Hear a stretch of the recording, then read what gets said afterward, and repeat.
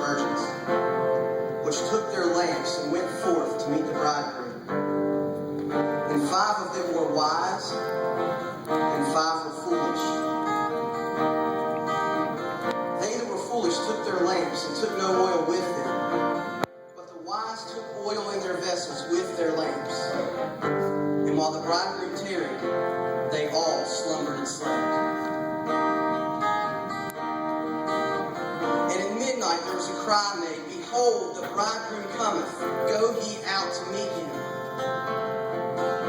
Then all those virgins arose and trimmed their lamps. And the foolish said unto the wise, Give us of your oil, for our lamps are gone out. But the wise answered, saying, Not so, lest there be not enough for us and you. But go ye rather to them that sell, and buy for yourselves. And while they went to buy, the bridegroom came, and they that were ready went in with him to the marriage. And the door was shut.